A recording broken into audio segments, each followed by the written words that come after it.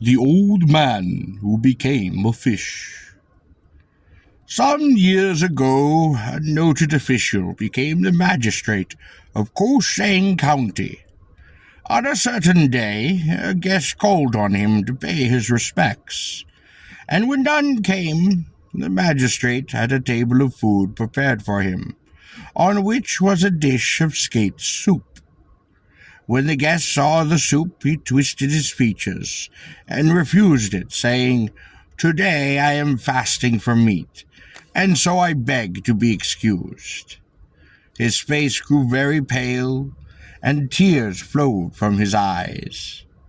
The magistrate thought this behavior very strange, and asked him 2 or 3 times the meaning of it. When he could no longer withhold the reply, he went into all the particulars and told him the story. "Your humble servant," he said, "has in his life met with much unheard of and unhappy experience, which he has never told to another living soul. But now that your Excellency asks me of it, I cannot refrain from telling. Your servant's father was a very old man, nearly 100, when one day he was taken down with a high fever, in which his body was like a fiery furnace. Seeing the very danger he was in, his children gathered about him weeping, thinking that the time of his departure had surely come. But he lived, and a few days later said to us, 'I am burdened with so great a heat of the sickness, I am not able to endure it longer.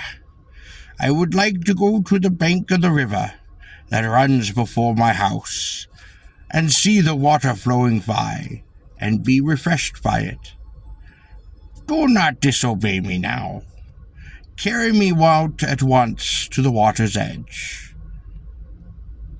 We remonstrated with him and begged him not to do so, but he grew very angry and said, 'If you do not as I command, you will be the very death of me.' And so, seeing that there was no help for it, we bore him out and placed him on the bank of the river.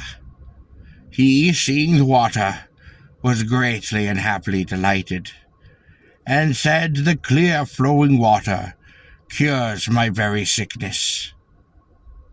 A moment later he said further, 'I would like to be alone, and rid you all for a little. Go into the wood, and wait until I call you back to come.'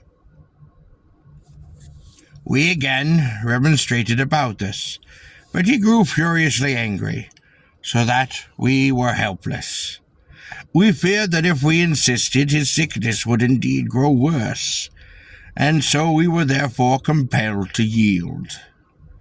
We went a short distance away, and then turned to look, when suddenly our old father was gone from the place where he had been seated.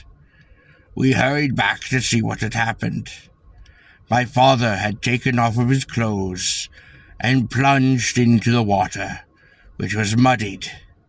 His body was half metamorphosized into a skate.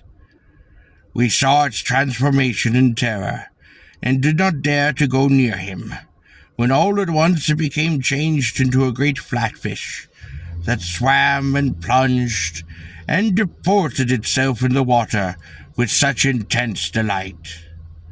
We looked back at us as though he could hardly bear to go, but a moment later he was off, and he entered the deep sea, and he did not again reappear. On the edge of the stream where he had changed his form, we found his fingernails and a tooth. Those we buried, and today, as a family, we all abstain from fish, and when we see the neighbors frying it or eating it, we are overcome with disgust and great horror, wondering if it is our own dearly departed father.